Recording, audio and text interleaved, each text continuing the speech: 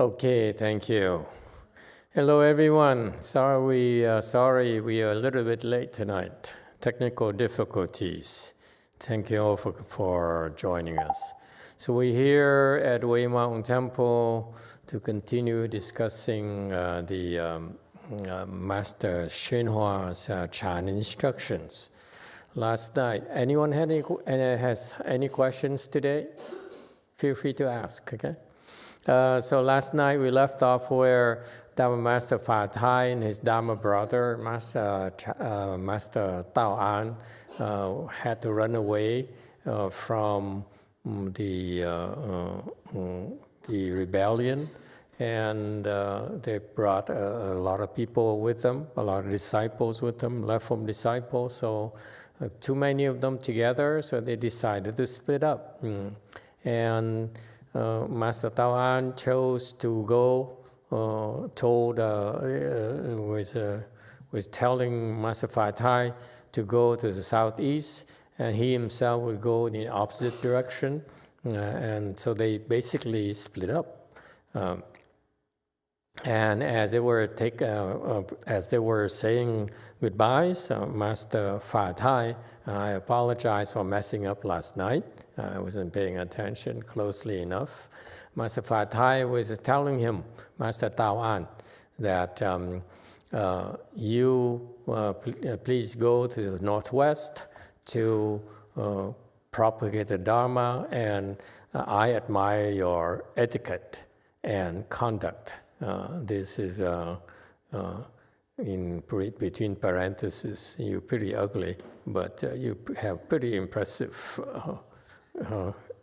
comportment, awesome comportment, which is what we monks and nuns are supposed to have, okay, to train ourselves to do.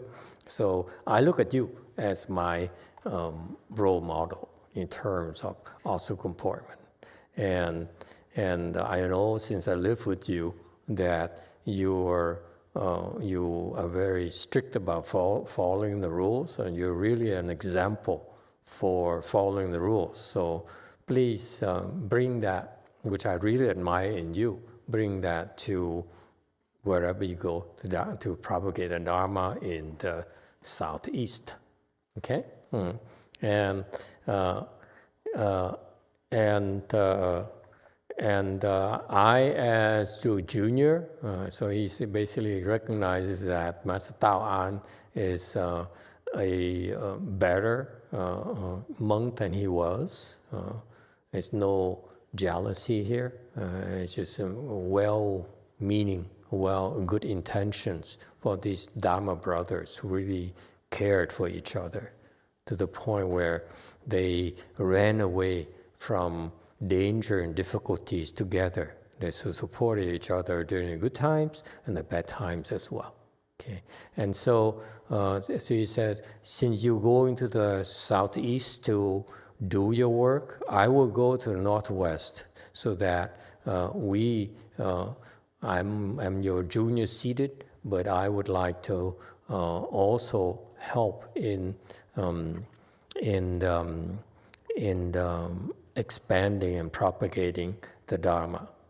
Okay, and so as what more can be an affirmation of the respect and admiration by imitating someone else. What is it? What's the English expression? Imitation's the best, what is it?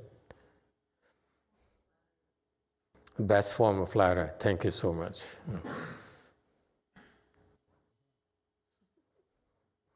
Okay.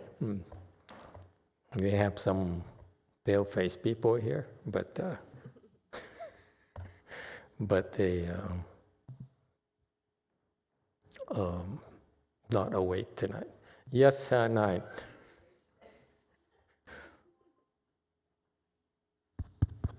Thank you, Master. Just to chime in for the pale faces in attendance, I believe the common saying is, imitation is the most sincere form of flattery.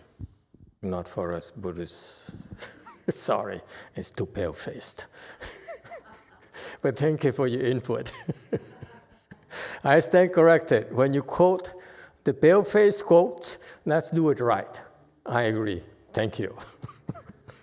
But it doesn't mean I agree with, verbatim. So anyway, so he says, I'm your junior Dharma brother, and I'm very proud of it, and therefore I will go and do what you do as well. Okay? It's a kind of a nice thing to say to someone who's who you admire. And I, as a junior seated, I'm a lower ranking than you.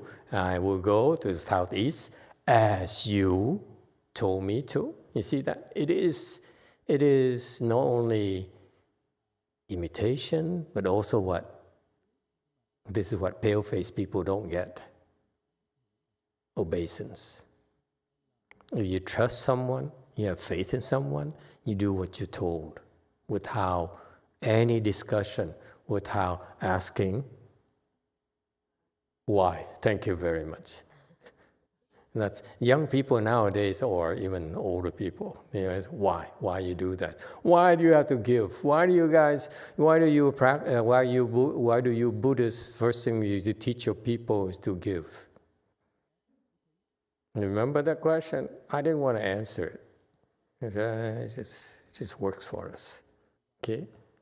But amongst us, since there's no pressure of an online presence whose questions our proven practice for the last 3,000 years and has worked for countless living beings who practice Mahayana, who found true happiness, who found true meaning in life. Okay? Why? Did you ever ask yourself? It's fair, they ask the question. But have you ever asked yourself, why were you taught to practice giving first? It's the first thing you learn. Okay? Actually, it's not first thing. First thing is what?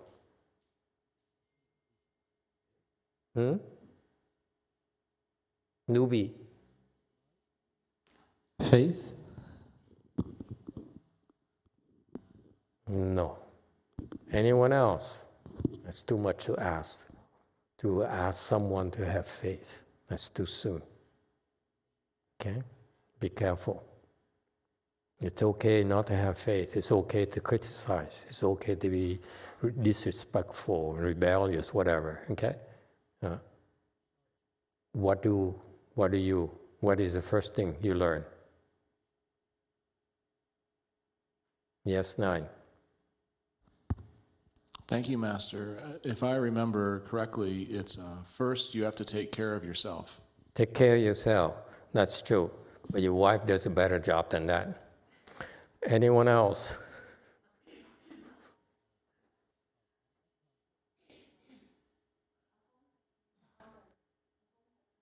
Ahong, yeah, in the back. See, it's too bright. You see, I apologize to the people in the back. It's too bright, so I kind of not look in that direction. So tap your feet or pound on the glass or something. I need some kind of visual or sound effects. Yes. Master, back in the day, my grandmother would hold my hand, took me to the temple, and tell me to burn incense to the Buddha and offer some money, and then rub the Buddha belly and put it on my head, tap it on my head. That's what we do first. Yes. For me. Could you use just one word to describe it? Is it fair to say superstition? Because that's what I was taught too, and I didn't know I did it, and then when I was able to think myself and looking at what my mom was doing, what the others siblings are doing, say, this is kind of superstition. Why are we doing this again? Huh? So, what is the word? What is the first requirement? You don't have this, you don't have a chance. Yes, 1. Maybe giving? Giving? That's number 2, honey. Were you listening? You yellow-faced person?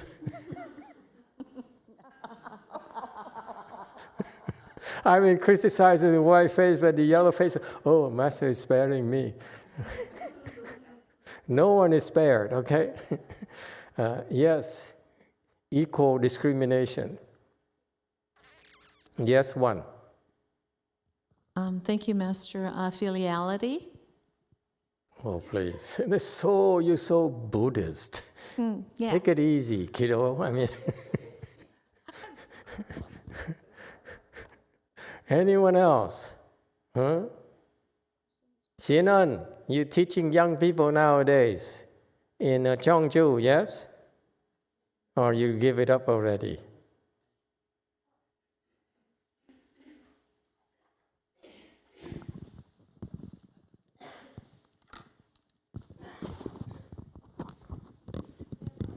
여보세요. 네, yeah, 네. 겨울 동안에 쉬고 있습니다.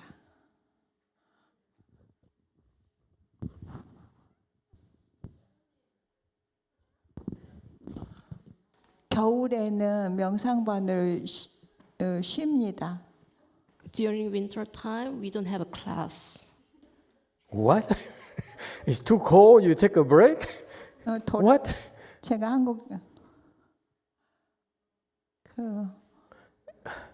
현안 스님이 그렇게 스케줄을 그렇게 짜놨습니다. 겨울에는 쉬는 걸로. 그래서 제가 돌아가서 제가 원하면 다시 계속 하는 걸로 그렇게 되어 있습니다. Venerable Shannon made that decision, so when I go back to Korea, I will start the class. So does it mean that if I have a branch office in the North Pole,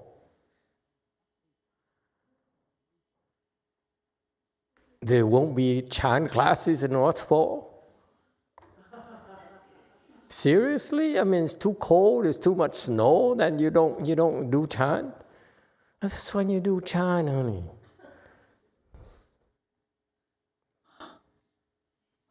겨울에는 눈이 많이 와서 사람들이 그 운전해서 명상반에 오기가 쉽지 않습니다. It's amazing how much you don't know anything that's going on. So in Korea, is that right that in the winter time, you don't have a Chan class in Cheongju? No. 네, 없습니다. 그래가지고 11월에 끝났고 원하는 명상을 계속 원하시는 분들은 부산사로 오시라고 말씀드렸고 몇 분은 오시는 걸로 알고 있습니다.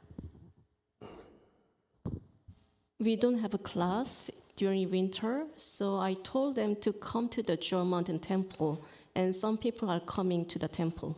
Wow, it's even colder than that the tea shop. Okay, very good. Okay, anyone else? What is the answer? What is the first thing? Yes, 8. Need. They're not happy. They have a problem they can solve. Yeah, but a lot of people are needy. Donald's needy. Biden's needy. Harris is needy. Everyone has needs. Then is it they have some blessings?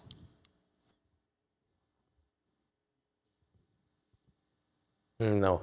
Of course, they have blessings. They need to have blessings. Otherwise, they cannot last. Okay? They won't be able to survive or absorb. Okay? But I'm talking about conditions. Yes, 9. Thank you, Master. We have an answer from our YouTube audience. Yes, and of course. And of course, I would like to first express my sincere gratitude for all of our YouTube audience joining us from wherever they are in the Saha world. Mm-hmm. Thank you for continuing on the path with us to countless YouTube subscribers. Now it's no longer 3,000 or 10,000. Very good. We upgrade. Fong Lan has an answer. Yes. Fong says, the first thing we were taught to do good, like taking precepts. Okay, that's second. That's third. Okay.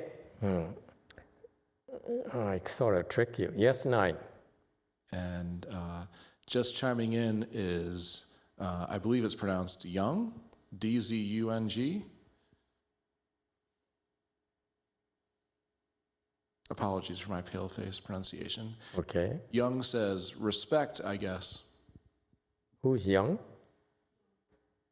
Jung, oh, D-Z-U-N-G. Absolutely. Okay? If you want to be taught, the first thing is your mind has to be respectful, because it's a bestowing of knowledge, of wisdom to you. It will not be given to, will not be put, wisdom, knowledge will not be put into a garbage can. Okay? The requirement for the instructions or the wisdom to be shared with you, to be given to you, is that it must be receptive. And respect is being receptive. Okay? Because it's a gift. Okay? The teacher is not your equal. This is what's so wrong about the, at least here, American educational system.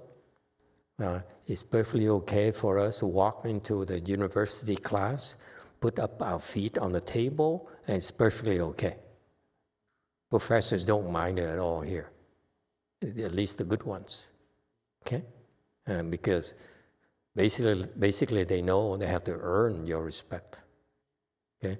You pay for your tuition fees, you're entitled to come to the class, okay? So you can put your foot on the table because it's your right. There's no rule that says you cannot put your foot on the table. Therefore, it's a challenge. Earn my respect. Okay? So there's transactional. You have to pay in order to receive respect, to receive instruction, but it's no requirement for respect. Okay, but for the wisdom, as far as wisdom teaching goes, the first requirement is you must be respectful in your heart. If your heart is not respectful, you have a bad attitude, no one's going to want to teach you. No one who is wise, who has real wisdom would bother. Doesn't matter how rich you are, how powerful you are, okay? No one would teach you. Yes, go in YouTube.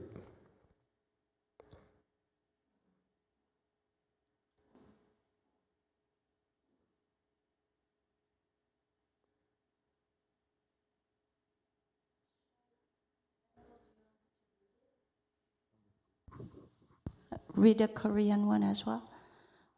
Amitabha Master, 저의 누나가 최근 심리적으로 많이 불안한 상태라서 어제 저녁에 제가 마스터의 데뷔주, 약사주, 음성 파일을 보내줬는데요. 누나는 아직 기하지 않았고 만트라도 정식으로 전수받지 않았는데 만트라 음성 파일을 들으라고 보내줘도 괜찮을까요? 입실님이 보냈습니다. Master, this question from 입실 강민석. Emitofuo Master, my sister, recently she's in unstable mental state. So yesterday I decided to send Great Compassion Mantra and Medicine Master Mantra MP3. My sister didn't take any refugee under you, and she didn't really certify to receive any mantras from you. However, is it okay for me to send MP3 files to her? Did it help? It might not be helpful.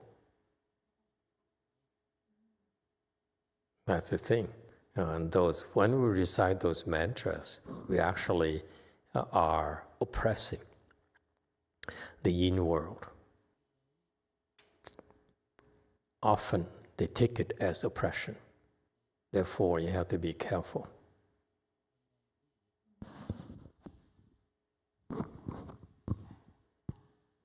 There's one more question from YongHua. I had many people who was always mad at me since I was a child. And also my husband, internally, he has a lot of angers. What kind of karma do you think I accumulated that receiving this type of treatments? I'm curious about this. So she has what? The first sentence? She's surrounded by she's always surrounded by people who's really mad at her all the time since she was a child. She's wondering if what kind of karma that she made that she's receiving this anger. Usually when people scold you or use coarse words to you, that's why you receive on the receiving end eventually. Okay, so she was angry in the past. So now she had a temper in the past. So now she's on the receiving end. Okay, so if that's unbearable, she should try to do more repentances. Repent of her anger in the past. Okay, instead of blaming the people and blaming the heavens and the earth, that is unfair. If she's done nothing wrong, and why she's on the receiving end, in the law of cause and effect, we don't blame. Okay, we look at the results. It's undesirable. Repent, endure, and repent. Stop blaming others. It's not going to help you. Okay, if you learn to repent and endure, it makes you a better person. You rise above it. But if you bitch and moan and feel bad about yourself, you're not helping your own cause. Anyone else? Yes, 9. Thank you, Master. We have a YouTube question from Shannon McGow. Shannon asks, Master, lately I've been getting these periods of euphoria where I'm filled with love and compassion and goodwill towards everyone. I had it recently in the supermarket. They last for about 10 minutes. I've also been feeling really sped up, like my brain is firing on all cylinders. When this happens, I get a little aggressive towards my husband because he's very slow and methodical, and I become like a cyclone. How do I calm myself down? Is there a particular mantra I should repeat? Thank you. Go take a shower. Just kidding.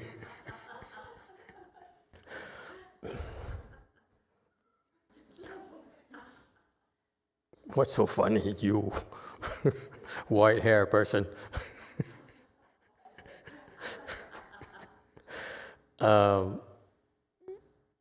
It happens to me too, so I'm guilty as well.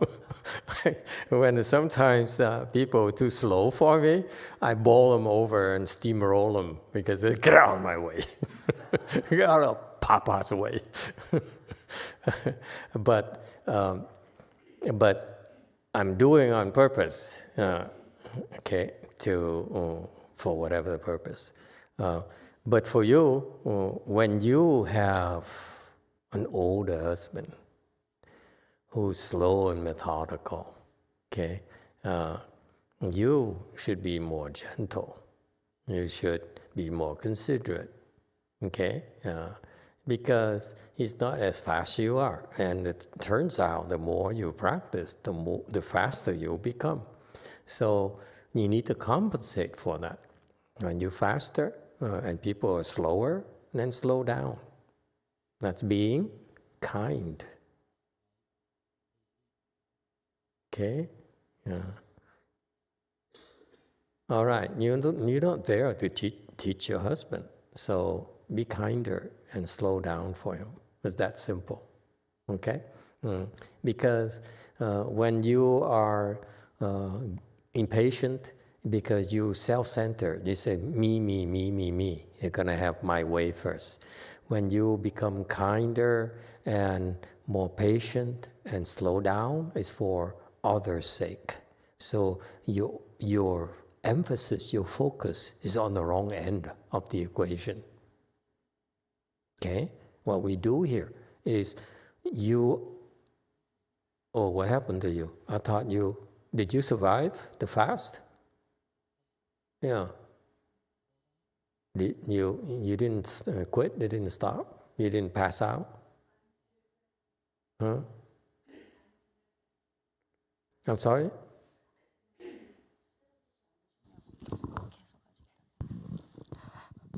I'm trying my best. This is the end of the fast then, or? Actually, today noon is my last day, but I'm still. You still fasting? Yeah. What? You said to me yesterday. I said continue one more day. You don't have to continue now. Yeah, it's too much torture. I torture people a little bit, but not excessively. Okay, you can stop. Okay, but if you like, you can try till tomorrow, because you can make it till tomorrow. What? Control yourself, girls. How about going on just 12 more hours? Okay, thank you, Master. You can do it. You see, what I taught you last night is that your mind, your conscious mind, because that's how you function, your conscious mind is cautious, okay? And because it's self-preservation, okay? So at times in your spiritual practice, because you are going to do this soon, you have to learn not to listen to the conscious mind. So you pass the test, you listen to me instead. Okay, because I know you would make it, but your mind says, no, this is the end of the road for me. And this is the first lesson you learn. Don't listen to your calculating mind. That is second to your good no advisors' instructions. Okay? That's all you have to remember. Okay? Very good. Glad you survived. Okay? YouTube. Yes. So Kang Min-seok continued to reply back about MP3 sending to her sister. 저희 누나가 그 음성 파일을 잠깐 들었는데 좋지 않은 생각이 사라졌다고 합니다. So after I sent her MP3 for the mantras, she said her unpleasant thought just disappeared after she listened to it for a short time. Very good. So when you send those things out, number one, do not send out the Shrangama mantra. It's very offensive. Okay? It's okay to do the Great Compassion mantra. It's okay to do the medicine mantra. Medicine master mantra. Thank you. Okay? But don't do the Shrangama mantra. It's very offensive. The Shrangama mantra is very aggressive. Be extremely careful. Okay? You can get in trouble because they are not a punching bag. They punch back. You punch them, they punch back. You may not like it. Okay? But the Great Compassion mantra and the Medicine Master Buddha mantra are not that offensive. All right. Very good. And so is that it? Okay, thank you. And so the first we're discussing why we are teaching you the practice of giving. Okay, we taught you the giving practice is predicated upon the fact that your mind is in a proper state where you're respectful and you are willing, you're eager to learn. Then we teach you. But you ask me, why are you guys like that? Why should we spend the effort and energy on something, this giving you something we put in a garbage can anyway. You see?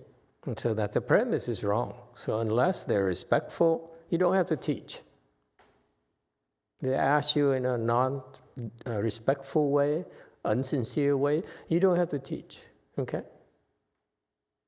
You can make excuses not to teach. But what about you? Why do you think we teach you the practice of giving first? First and foremost, you practice giving.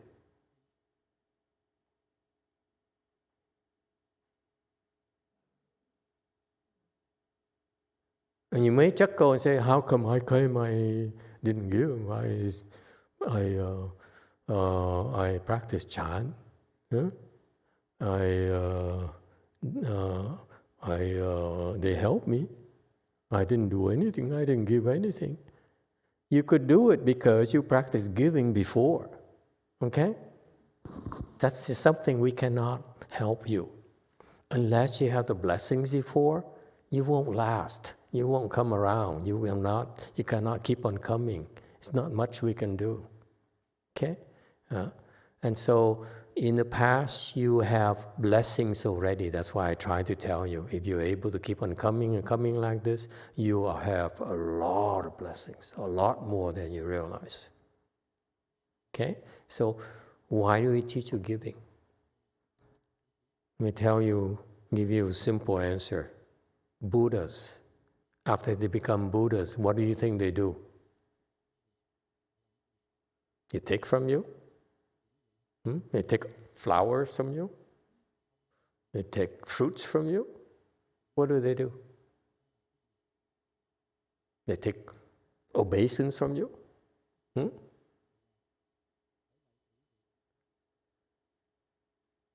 After you become Buddha, what do you do then? You retire, go to the Bahamas, drive a red car? That's for losers, again. Yes, sir. What do Buddhas do? Thank you, Master. From everything I've learned and experienced, Buddhas give non-stop. That's it. That's what they do. Once you become a Buddha, that's what you do. You give. So if you want to become a Buddha, have the highest level of attainment possible, be the happiest person possible, okay? Have incredible wisdom.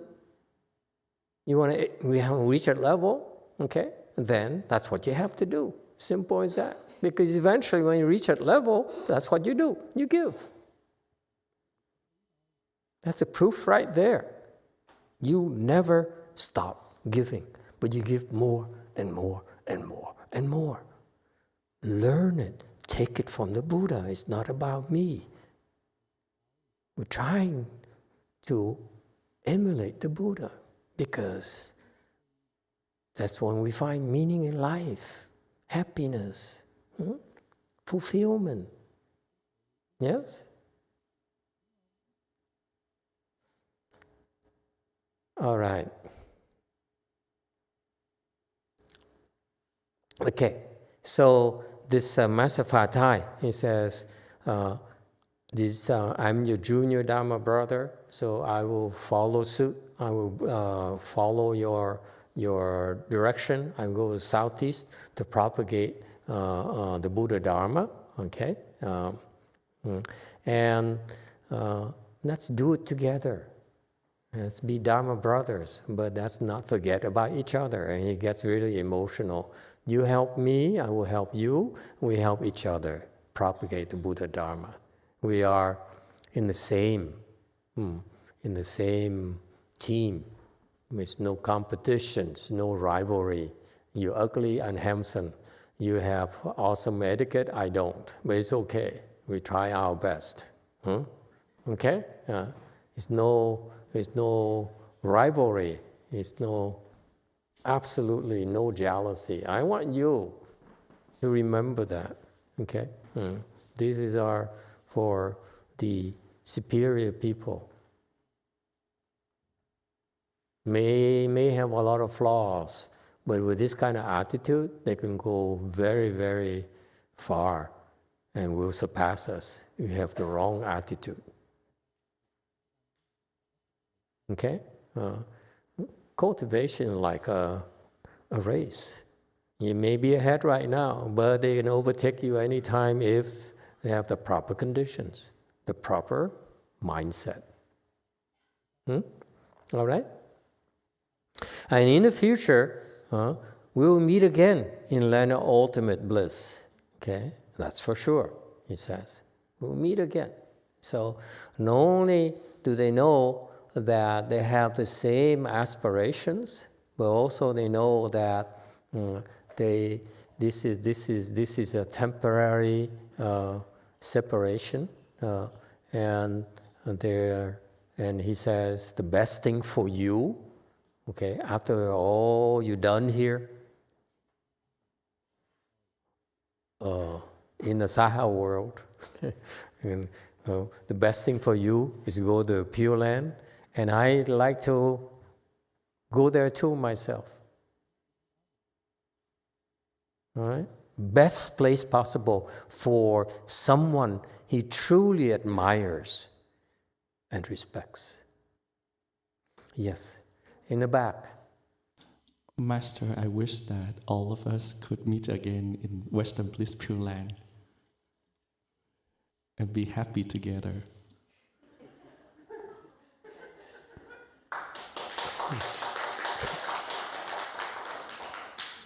Amen. And after saying that, the two Dharma masters went their separate ways.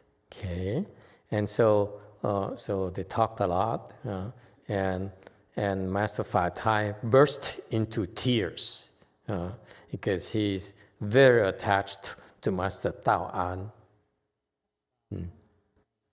Kind of. We haven't read this one. I'm so sorry. Ignore that. Okay, I keep on screwing up. Okay. Continue, please. Thank you.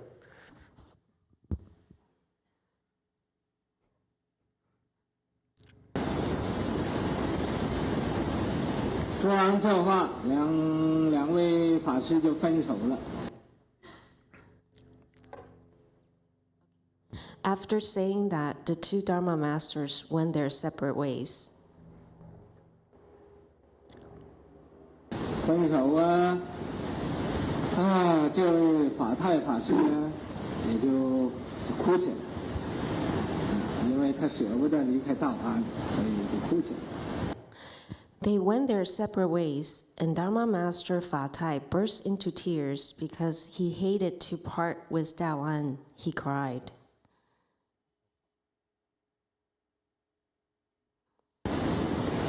那么于是乎，他同他这个徒弟这谭一和谭二有40多个人，就像这个顺着这个江那时候的长江就往东南。 So he and his disciples, including Tan Yi and Tan Er, over 40 of them, walked southeast along the Yanzi River.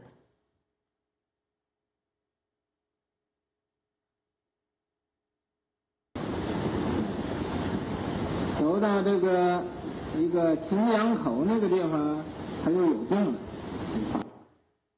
法太法师有病。 When they arrived at Pingyangkou, Dharma Master Fa Tai fell ill.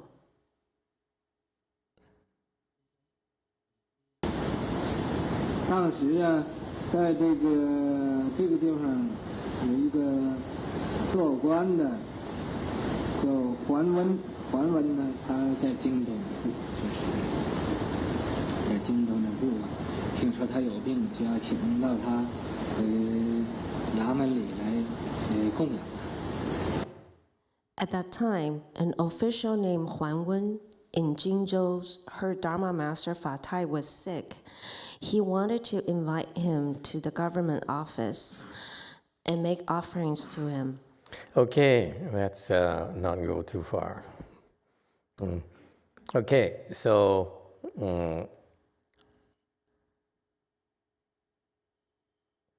So I'm back to 151, right? Okay, very good. Thank you.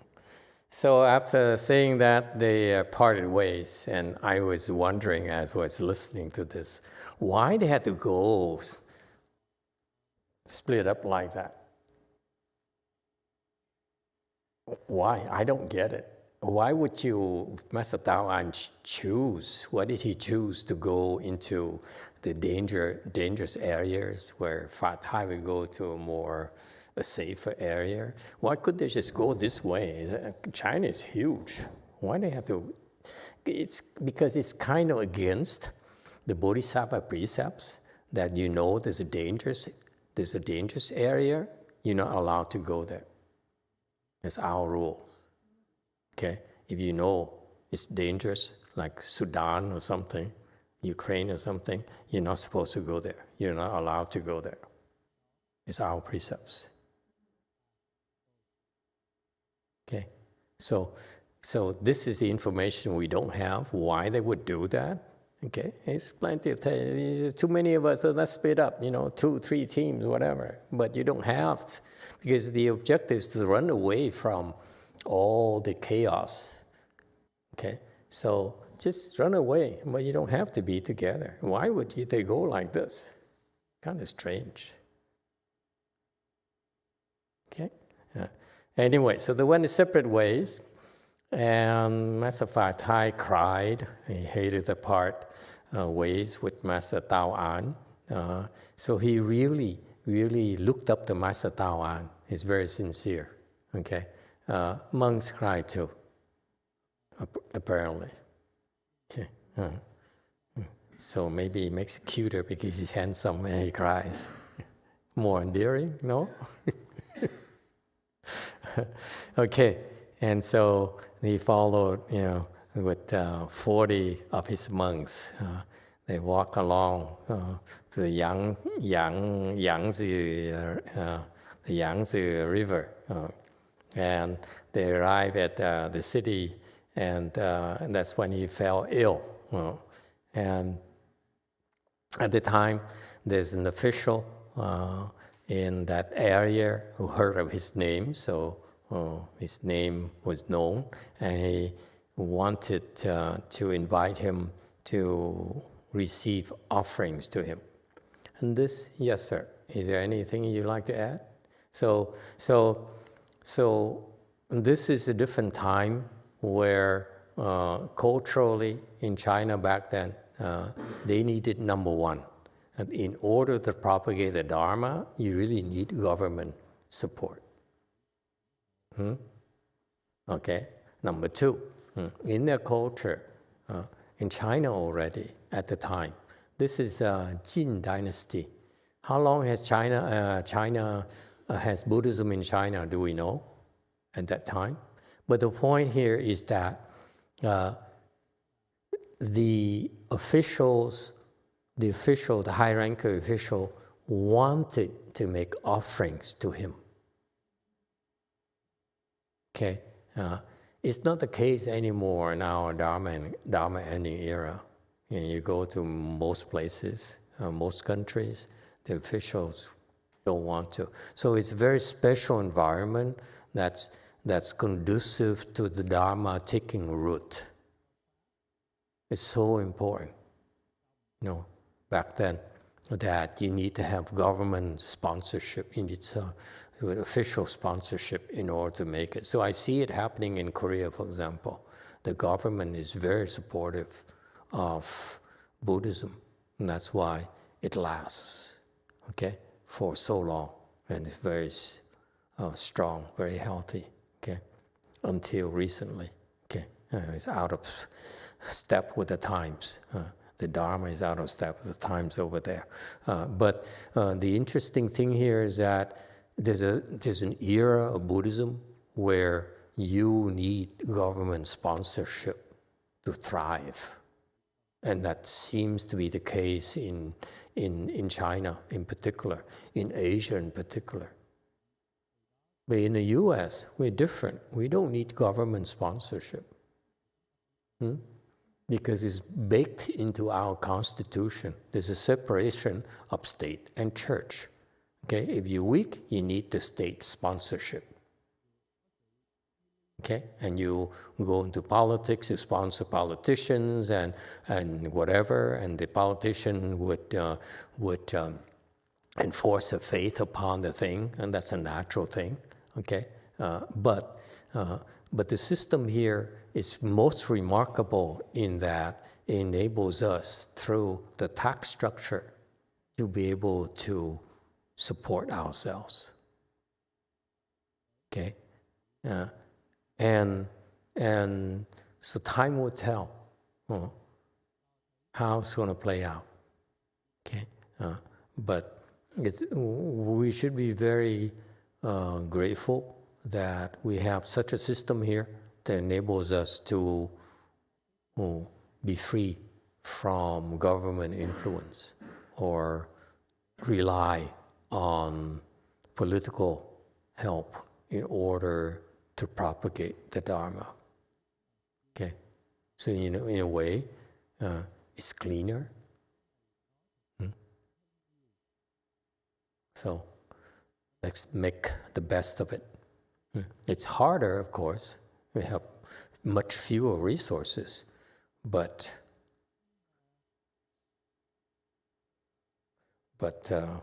the adherents, the followers, are much stronger.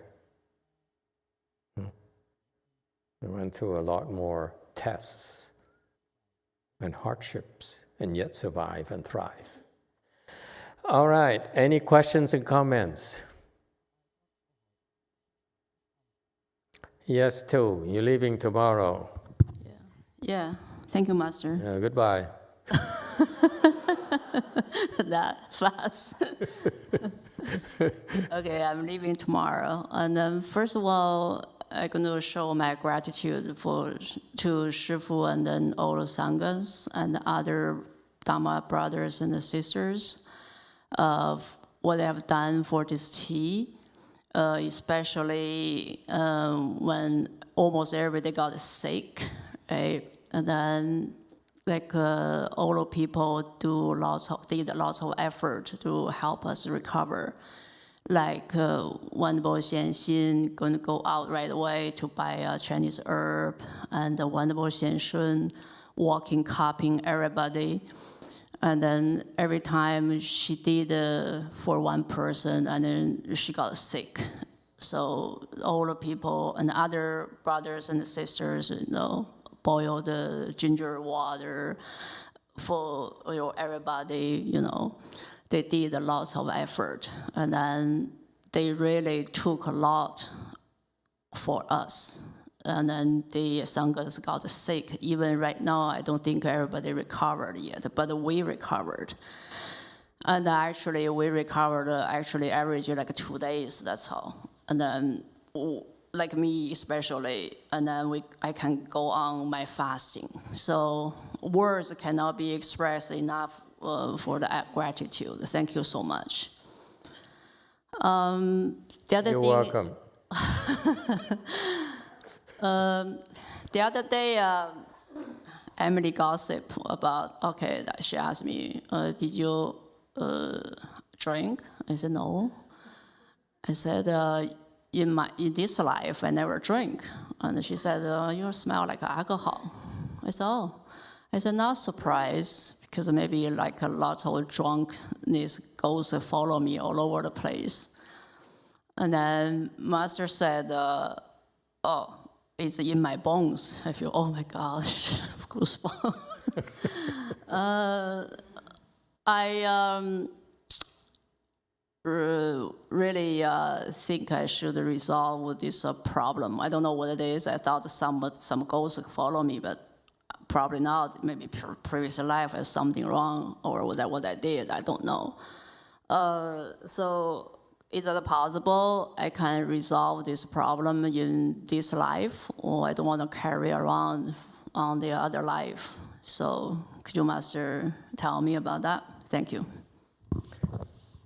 I don't know. All we can do is that we can try to resolve it. Okay.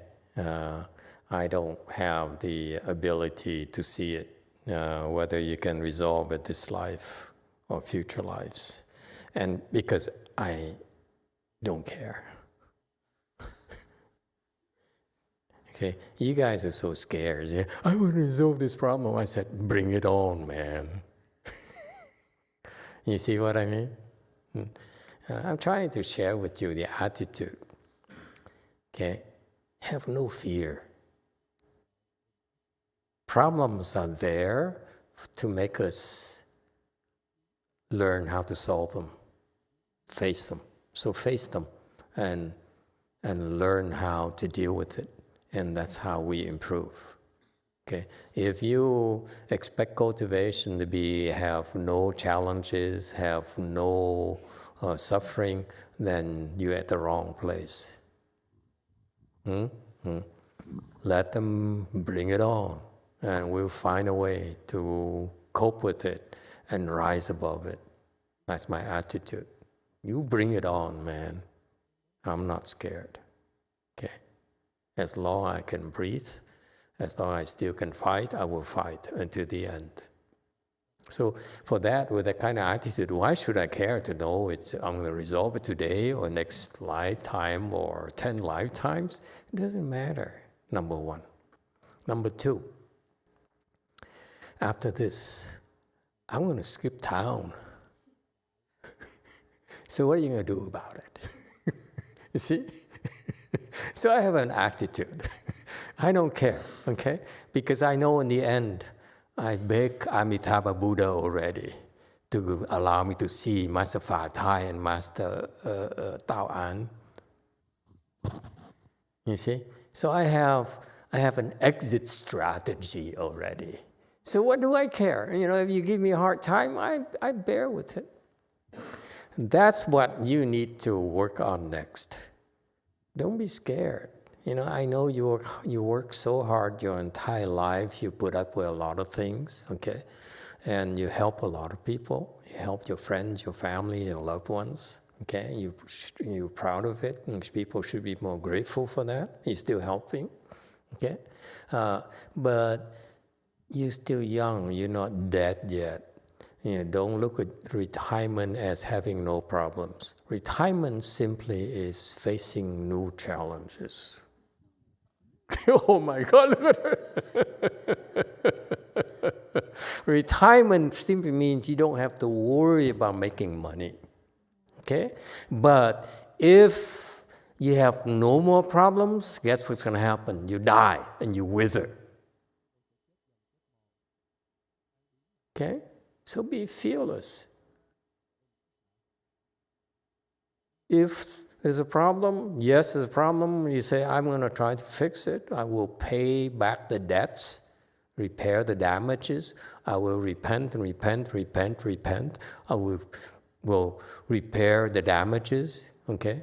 I will create good karmas, create blessings, okay? And maybe someday when I have wisdom, I will help such people myself, okay? Challenge yourself to rise above it. Is that clear? Don't be so afraid. Why will this problem go away? I hope it will never go away. How is that? Are you a pussy? Are you a warrior? Okay? And that's what you said, you know, our Sanghas, they work so hard and they went all out to help you. They used to be not like that, let me tell you. They say, why do I have to do this? Now they're doing it without being prodded and not complaining anymore. Okay? Because you're doing that to your own people. We're all doing it naturally. If you care enough, you do it. Don't have to be asked. Okay? That's how we learn to be. No calculations. If we can help, we'd like to help the best way we can. That's it. All right? But anyway, again, I hope it never goes away. Pussy.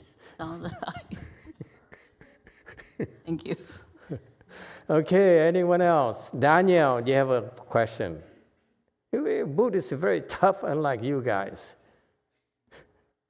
You always pray to God. We say, no, God, don't, God, stay out of this. I'm going to take, this mama is going to handle this.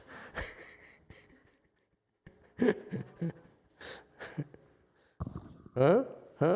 What do you have to say? What happened to your girlfriend? Say it with how she's not here, so speak your mind.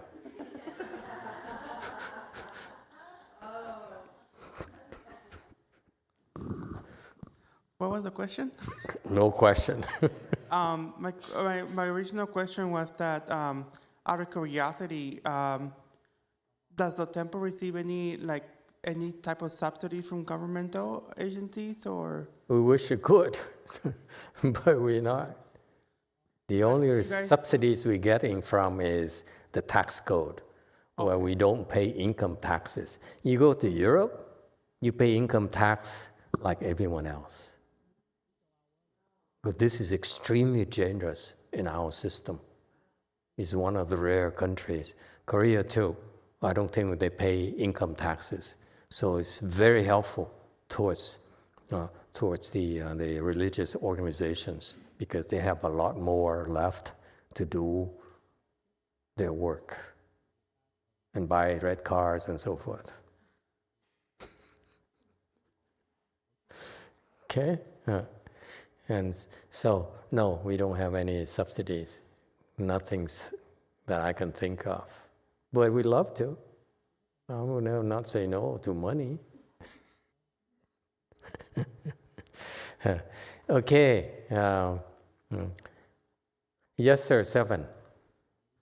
Master, listening to all the Buddhist ideas, sometimes it feels like we're all waiting to get the hell out of this world as soon as possible to Pure Land. And I just don't want to feel like I'm anti-Mother Earth living in this reality. So how do we reconcile not feeling like we got to get out of here as soon as possible? Yeah, right. Sacrilege.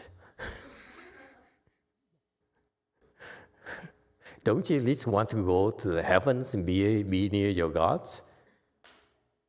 Life is not that bad here, Master. It's because you're still young. Wait until you're older and the body deteriorates. It hurts a lot every day. And you can't tell people about it. It's rather unpleasant when you get much older. If you are unlucky, you can get sick. The pain is not simply physical, but mental as well. The physical part, you can have the painkillers up to a certain point. It's the mental part that is very difficult to handle. Okay? For you, you can speak in this way, but I think if you were to know more about the less privileged, people who are having problems making ends meet. Hey, girlfriend. Okay. I feel bad.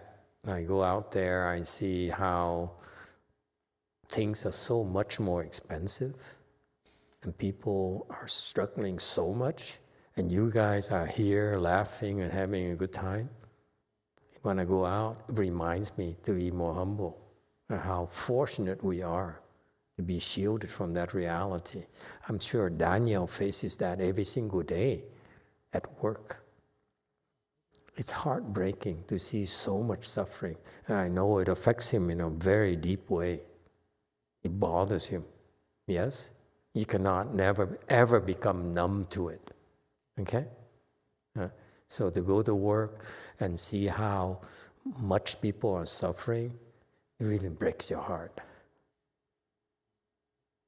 And you not even see, the loss of limbs yet. It's not that severe yet. But you're talking about people who are in dire straits here in our country. Yeah. There's Jamie Dimon, the chairman of JP Morgan. He says, we as a country failed at 30% of the population. They need help, but we're not helping them. The rich get richer, the poor get so much poorer. There was this separation. The gap gets bigger and bigger. That's life. That's a case in France, in the UK, everywhere in the world. That's the case. Okay? Rich will get so much richer and poor get so much poorer. That's how it is. But we don't have to accept it. He says, we as a society, okay, we cannot afford to ignore it. So yes, to you, maybe it's not that bad because you're still okay. You still have 4 limbs. You still can use your brains and you can make a living and support your family and loved ones. But it's pretty bad for a lot of people. And those are the people, sir, that we hope that someday they make it to a better place. And coming back here, let me tell you, if you're poor and you're suffering that much, chances are that you will fall. If you come back, it's not going to get any better for you. It will be worse and worse and worse for you. So you're right. From your personal perspective, you're okay. But I caution you, okay, that just because it's okay for us, it's because you should look at people who are not as fortunate as we are. Look around you. I go and I see how much people are suffering. People are struggling so much. They put a smile on, they put on clothes to go become a waiter and waitress and go to a retail store, Dollar General and so forth, and work their butt off, okay, making bare minimum wages and so forth. And it's very tough for a lot of people, sir. It's so hard. That's why, so all we can do, you can talk about it, and what we're doing as collectively is that we're doing more, we're offering more, make ourselves more available. Before I restrict my access, I said, no, I don't want you, okay? Please go away. You don't sit and fool with us, we're not interested, okay? Now expanding more and more because I realize that the only way out for these people is to go to the Pure Land. Because for them to practice chant is not even possible. The only hope for them is go to the Pure Land. Okay? They will never suffer again with someone who will take care of them until forever. How's that? As a gift to them. Whether they believe or not, doesn't matter. Okay? This is what it's about. It's not about you being comfortable. I will provide for you. I will take care of you. I will train you so that you develop the skills, okay, to be able to help others. Because you're so privileged. We cannot afford to ignore the people who are suffering. What kind of people are you? We're doing this for ourselves. That's it.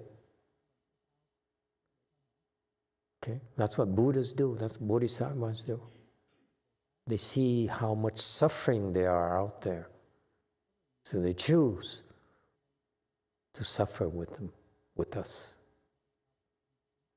Because otherwise, we can't make it.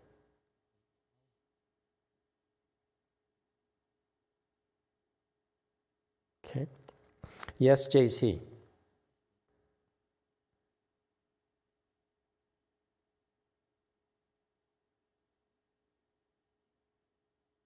안녕하세요, 마스터. 질문을 드리기 전에 제가 여기 다닌 지 한 15개월 정도 됐는데 그동안 이제 되도록 이제 매일 결과부자를 했고 1년 넘게 지나고 보니까 제가 여태까지 살아오면서 가장 건강한 상태를 유지하고 있습니다. 먼저 감사드리겠습니다. 오늘 질문하고 싶은 거는 저희 아버지에 대한 얘기인데 아버지께서 이틀 전에 폐암 판정을 받으셨는데 제가 여기서 어떤 거를 준비를 해야 할지 질문드리고 싶습니다.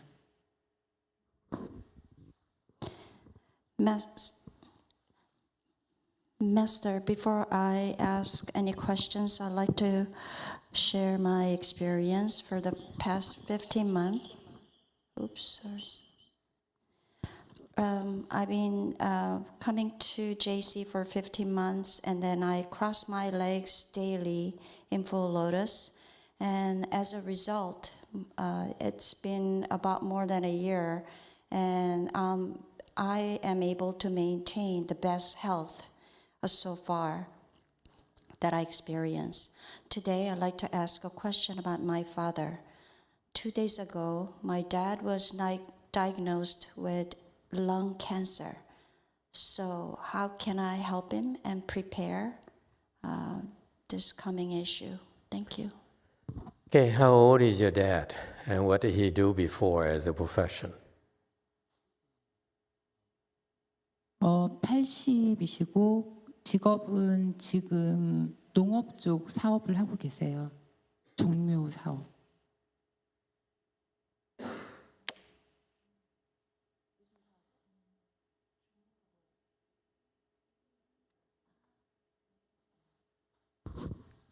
He's 80 years old, and he does like a farming related, but it's more gardening and planting. Okay. And a doctor, you have to wait for the doctor's diagnosis. What stage lung cancer?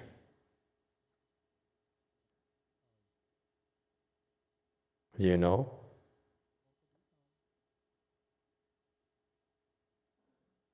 일단 진단은 이제 나왔고 이제 몇 기라고 아직 얘기는 안 했지만은 좀 전이가 된 상태고 상태가 그렇게 좋지 않습니다. There's no exact diagnosis with what stage he is, but I believe it's his cancer spread it to other area, and also I think that his condition is not well at this point. Okay. It sounds like you is not a very good state right now, and you need more information. If it's spreading, that's pretty severe. Yeah, and so the first thing I would do is, if you believe in it, you should prepare him for him to go to the Pure Land. That's the end game.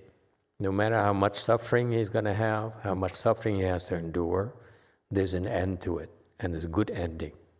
Okay? So I would make provisions for him to go to the Pure Land first, okay? So that you will have peace of mind.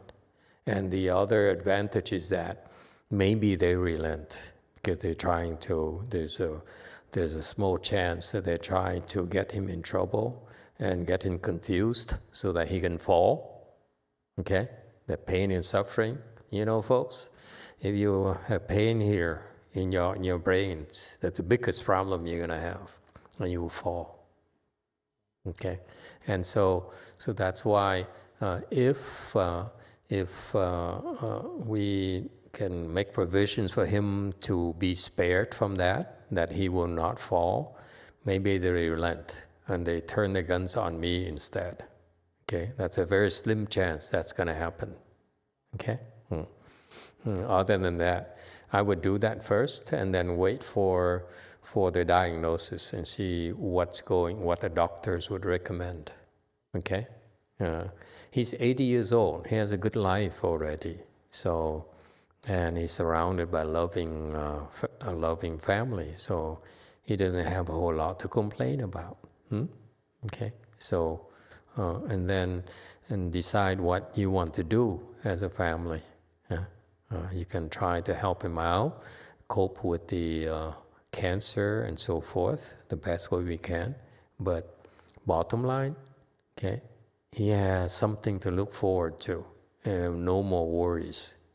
You see, death is one of the biggest worries in people's mind because we know not enough about it. It's a scary thing, okay? And therefore, we collectively, hopefully you Sanghans will help spread the word that it doesn't have to be that way, okay? The Pure Land is a very safe place for them, okay? And the more they believe, the more they commit to it, the better off they're going to be, because there is something to look forward to. Very similar to Morales' viewpoint. For example, the Tibetans, they feel that this is a pretty good place. And they say, so their practice revolves around, the primary practice revolves around working on the consciousness. Like Dalai Lama says, I don't know the exact Dharma itself, but the concept is that even the Dalai Lama says, I practice every day to work on this Dharma to control my consciousness so that by the time I die, I could come back, reincarnate here in a better state. That's what he wrote in his books. And that's fine. It works for them. That's what they've been doing for all this time in Tibet and their followers. But for us Mahayana people, we don't recommend it. Okay? For two reasons. Number one, if you have to choose at the end of your life between coming back here and going to the Pure Land, I highly urge you to go to the Pure Land first. Okay? It's the best place possible for you. If you have a choice, have a chance, go there first. And you can come back here later in the future when you're in much better position to much better control of your own life, your own destinies. And you have a purpose coming back here to help more people, not to come back here and in confusion and suffer and cause more suffering to others. Knowingly or unknowingly makes no difference. Okay, so that's why number one, at the end of this game here we're all playing. Okay, that's spread the word to those who believe us that there's a better place there, much better place, and it's such a place where if you go there, you don't like it, you can leave anytime you feel like it. No one's going to force you to stay there. The same spirit here. No one is forcing you to say, you shave your head and you can leave any day you feel like, anytime you feel like. Okay? So same concept in Pure Land. You're staying there because it's best for you. Okay? That's number one.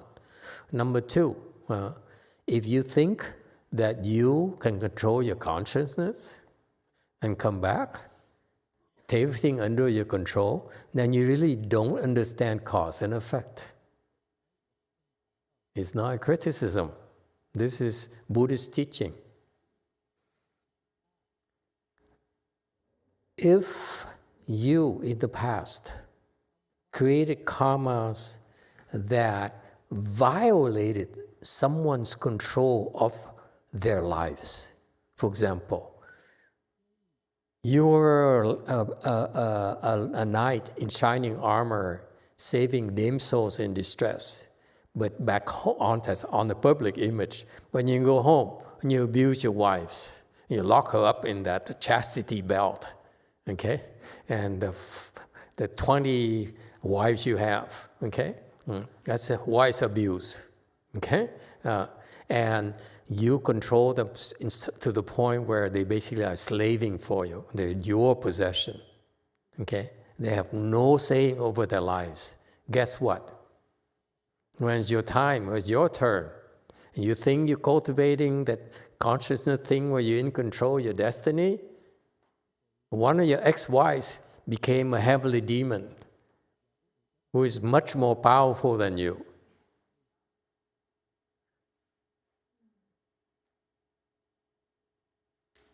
You can write the rest of the story yourself. Cause and effect is so unpredictable. You don't know what kind of bad karmas you created in the past. You find you're okay right now, but in the prior lives, you could be heavily demon. You could be a very bad person. Because we are creating bad and good karmas all mixed up, all jumbled up. We cannot tell bad from evil. Okay, so that's what we do all day. We do good and we do bad. We do good and we do bad. Okay?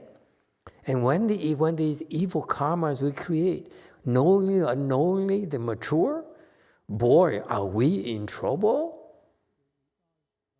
Because if you think you can control other people's lives and enslave them to serve your needs, in the future, you lose control of your life and your willpower, for sure. That's cause and effect. Doesn't matter who you are. It's very scary, folks. So to think that you can do things to manage to retain control, it's wishful thinking. It's a very dangerous game they're playing. Look at yourself. Do you have control over your life right now? No, you don't. You can get sick anytime. To challenge you. You say, I will never be sick. Go ahead and say, hey, ghosts, demons, I will never be sick. I'm not afraid of you. And see how long you can last. And don't come to me for help, because I ain't going to help you if you're that stupid. How much control do you have right now over your life? Your body. Your body is getting weaker, it's dying. Can you reverse it? Can you stop it?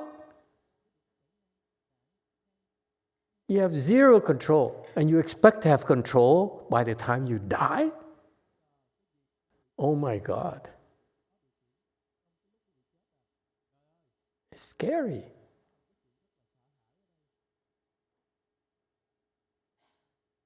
Yes, sir. Thank you, Master. We have 2 questions from our YouTube audience. And for our YouTube audience, if this Dharma talk is helpful to you, I appreciate if you like and subscribe, as it helps our algorithm help others encounter the Dharma. I was at a restaurant recently. A nice place. My first time. I'll never come back again. But the waitress is very nice. Hispanic lady, young, in her 20s, maybe early 30s, I cannot tell. Hispanics, they don't age at all. The skin, the yellow skin, it's very difficult to tell the age. You like my racist comments, don't you? You old giggle. But she's very fast, very attentive, and so forth. Okay, and it's not a complaint, but every 10 minutes she come around and say, "Are you okay? Is there anything else you need? Are you happy?" Every 10 minutes? Don't overdo it, man. Every half hour? Come on. We're not that desperate. If you don't find this Dharma talk helpful, I encourage you not to like it and unsubscribe. Hey. Let's not go that far.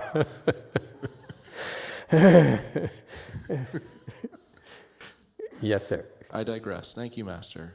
First question is from Trin Cao.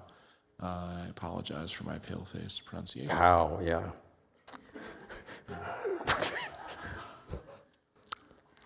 No comment. That's the first time I heard it pronounced like that. I'm curious, Master. How am I supposed to pronounce? Cow, yeah, pronounce it. You said it. From Miss Wu. Trin asks, Master, thanks for sharing your vision of helping the world with Pure Land Dharma. I'm wondering, what is the way to scale this approach, i.e., helping millions instead of the small set of the truly blessed? What we try to do is, again, we are very selective originally. I said, I will help you go to Pure Land this lifetime. That's important to us, okay?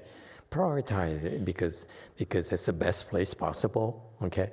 So go for the best place, okay? But the reality of the Pure Land Dharma is that most of them will not make it this lifetime. So the Buddha knew that already. He says, just recite the Buddha's, my name. Amitabha Buddha said, just recite my name. And the patriarchs verified it. Amitabha Buddha says, just recite my name and you'll be born in my land.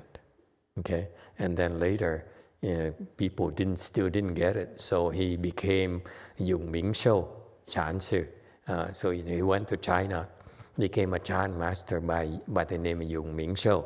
Then he practiced chant, became enlightened. He said, now I'm enlightened, I need to do my job. So he started teaching Pure Land, he started teaching chant. Okay? It turns out he's Amitabha Buddha. And he said, if 10,000 people recite the Buddha's name, 10,000 people will attain rebirth. He said so himself. This is inside information for us Buddhists, Pure Land Buddhists. The Buddha had to come to our world, became a Pure Land patriarch by that name. And after he's dead, people knew he was Amitabha Buddha. Okay? And he had to teach us and ascertain, reaffirm again that if you recite the Buddha's name, you will be reborn as Pure Land. Okay? Eventually. That's what we do. So that's what we're doing. Now that many of you have developed the faith, now what we're doing is enlarge it so that more and more people can take advantage of it. Because it's not about me anymore. Okay, it's about you sharing your beliefs, sharing the things that were helpful to you and your family. Many of you were able to help your mother, your friends, your relatives go to the Pure Land. Okay, whether they died here or they were dead a long time ago, you somehow were able to, you managed to help them. So now you tell your own story. There's so many of you, okay? And that's very helpful, okay? Because we cannot help everyone go there this lifetime, but that faith right there, for them to say, that's not a bad thing. What is that, his name again? Amitabha. That right there will help him go to the Pure Land. You simply said, it's a very good place. Of this Buddha here, the Buddha thing here, and so forth. And all they have to hear is that name, Amitabha, once. They will go there. That's how powerful our Dharma is. Whether they believe or not right now, doesn't matter. They will go there. And so that's why you have to separate them. Those who are tremendous blessings, they go there this lifetime. And those who are fewer blessings will take a little bit longer. But we need to plant those seeds for them. Okay? Let the Buddha help them. Our job is to help them plant the seeds and let the Buddha choose when to make it happen. Does it help? Okay? So we can make a huge difference because you know what? We need to spread the word that there's something to look forward to. Death doesn't have to be something so scary that you go into that void there, the black hole that sucks up your assets, your love, your life, everything that's dear to you. Well, actually, death can be an opportunity. That is the case, a black hole, if you don't know how to deal with it. But it could be a great opportunity for you if you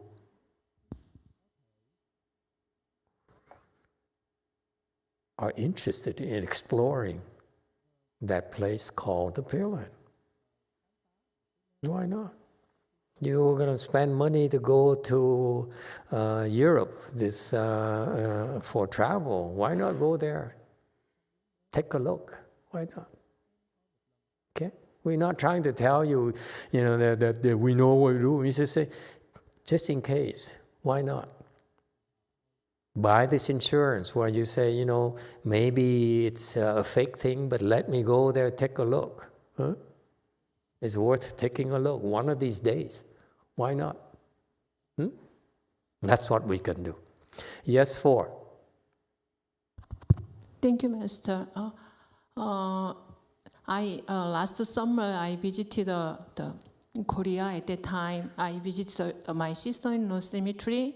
So her ashes in Korean temple.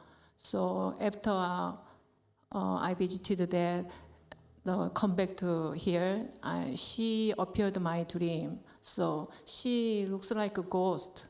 Her face is so dark. So I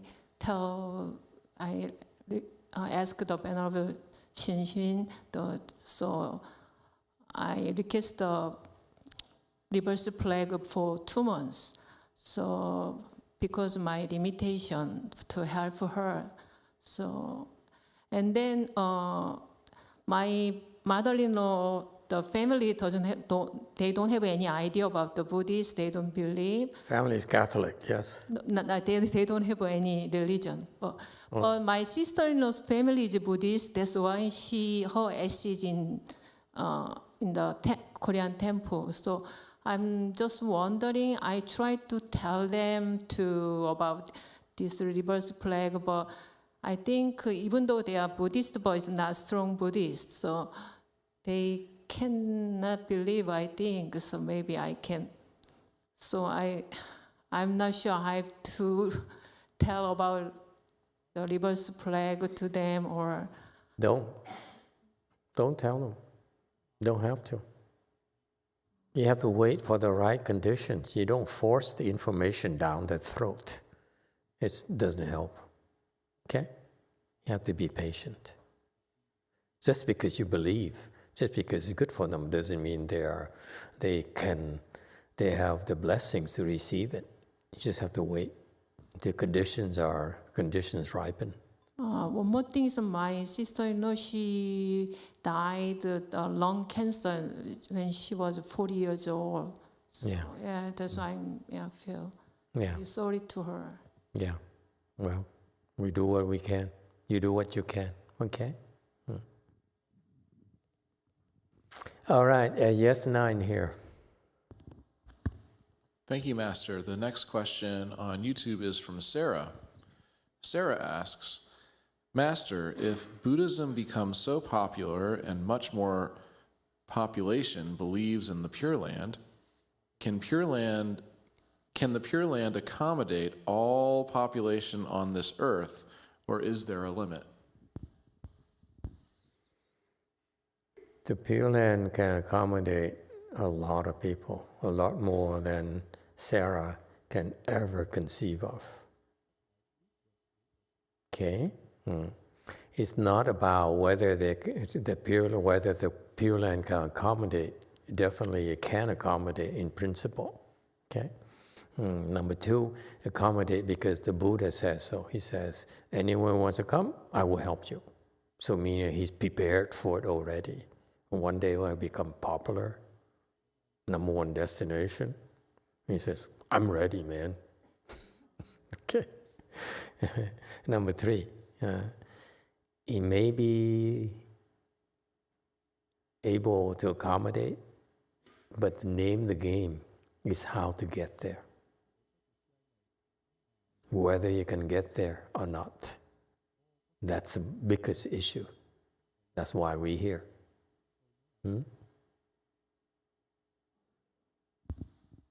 All right. JC.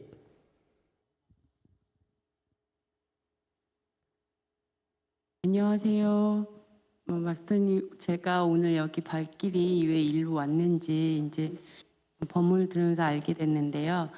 저도 어저께 병원을 갔다 왔는데 제가 20여 년 넘게 뇌종양으로 지금 계속 지병을 안고 있거든요. 근데 다음 주 또 눈 수술해야 되는 상황인데 앞서 말씀드리면 저도 수행이라는 어떤 제가자로서 다른 일반인보다는 계속 기도를 하고 있는 상태거든요. 근데 긍정적인 그 사고방식과 또 상담업을 하다 보니 사람들한테 멘토로서의 역할을 하고 살았지만 어제 조금 무너졌었거든요. 그래서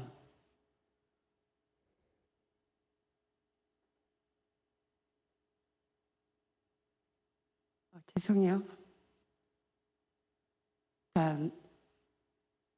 정말 진짜 20여 년 넘게 처음으로 무너졌는데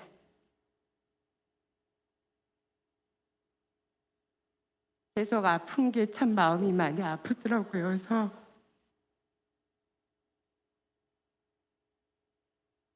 살이 무너질 때마다 가끔 무너져요. 요새는. 그래서 그거를 좀 어떻게 다잡아야 될지 이유가 있겠지. 제가 수행하는 것도 그렇고 일반 여느 여자들처럼 결혼하고 생활해서 아이를 낳고 살지는 않거든요. 그러니까 수행자로서 살고 있는데 이유가 있겠지 하고 살지만 조금 가끔은 진짜 왜일까 하고 질문을 던질 때가 있습니다.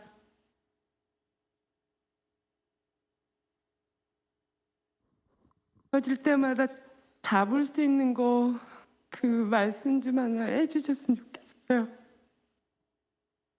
질문 마치겠습니다.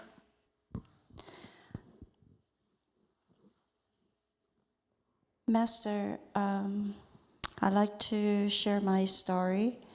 I've been suffering from, I believe it's a brain tumor. I can't hear really exactly, but over 20 years. And what I did for my life is I try to cultivate. The line of job that I have is to help others. So always I try to have a positive attitude. And what I found yesterday that it was really disappointing. I might have to do a surgery. So it really hurts me deeply hearing this news. And I'm not like other average woman who marries and have a kids. So basically my source of living is cultivating. But there are many times get so disappointed and hard to get up. And I question myself, there might be some reason why I'm facing this all problems. But these days it's getting, it seems like it's more than ever.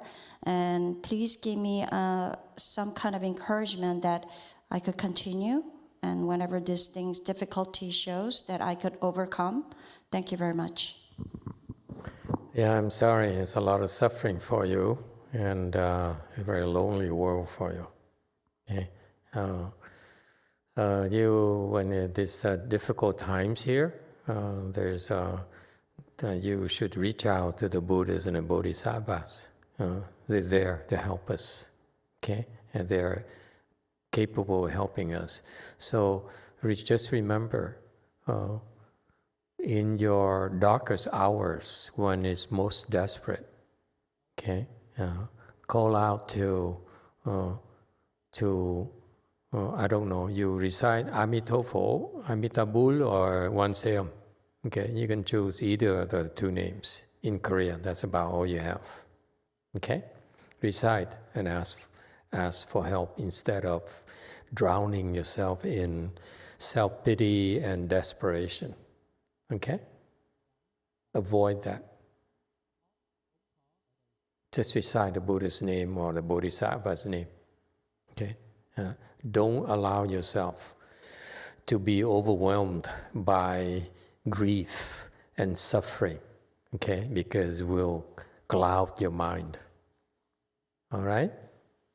And during those times, if you ask for help, and they will come, if you're sincere, I assure you they'll come and help and show you a way. All right? Okay. Anyone else? Yes, sir, 8. Master, to address the 2 questions you raised earlier about this Dharma talk.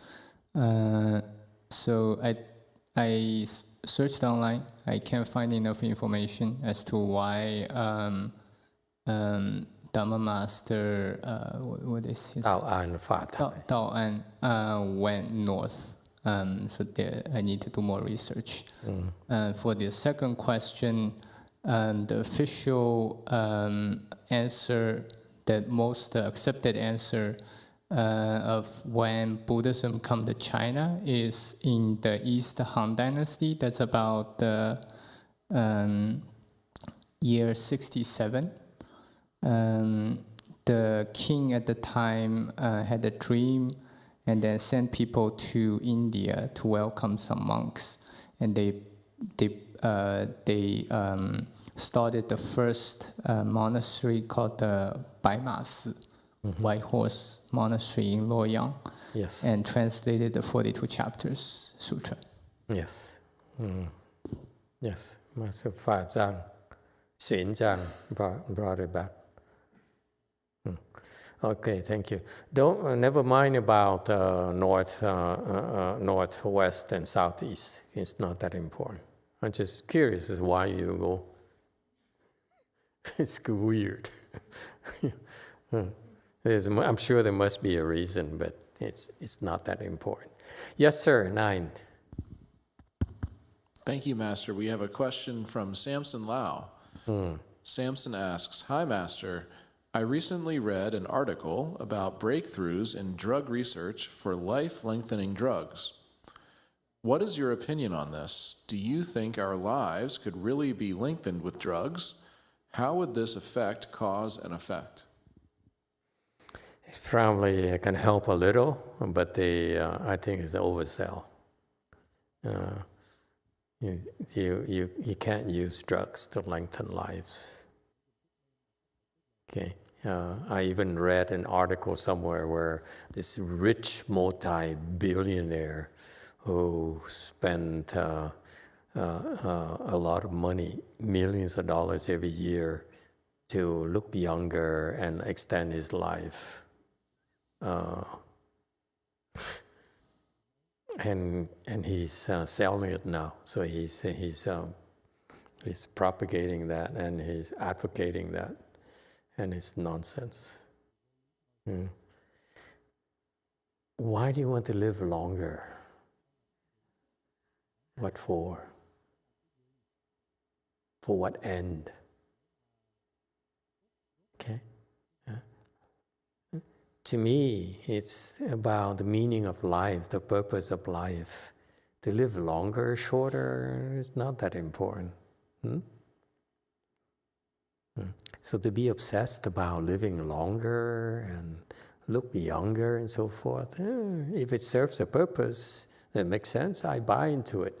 But to say I'm just spend a lot of money in research to extend people's lives, it's so ignorant of the fact that you have no control over how long you live. You may be able to slow down your aging process, some of your cells, and you can measure it and you can claim, oh, I am making some progress. But you know, the body is a very complex and wonderful machine that for you to make a progress, it's impossible for you to make progress to the point where you can control your entire body. That's not possible. Okay? And so these are sales pitches and to get more research funds and so forth. I don't believe it. Okay, it's not the way to live longer, number one. Number two, for what purpose? Ultimately, why do you want to live longer? Huh? How many beers can you drink? How many lobsters can you eat? Huh? Even if you live 10 years longer, 20 years longer, so what? What for? I mean, you eat, the Maine lobster is fantastic, and you eat it again every day for the next 10 years? Really? Or you drink the same drink 10 years? Come on. Nonsense. Okay? Yes, 9. Thank you, Master. This is the last YouTube question we have. Why not? And apologies, I'm not clear on one of the terms, but I'm going to read it as it's written. This question is from Robin's Nest. Robin's Nest asks, Emitofuo, Master, I've wanted to ask this question for a very long time. If there's an emergency and my family doesn't have resolve to Nyanfo, should I invoke Medicine Buddha and the Eastern Pure Land? Yeah, invoke any Buddha and Bodhisattva. That is helpful. Okay? When you do that, or don't wait until then. As you do the good deeds now, we do what in Buddhism, we do a transference of merit and virtue. So whatever the goodness, for example, today, tonight, we've been doing, so we give it away to everyone, hoping that they will gain some real benefits out of it. Okay. All right. Thank you, everyone. See you next time.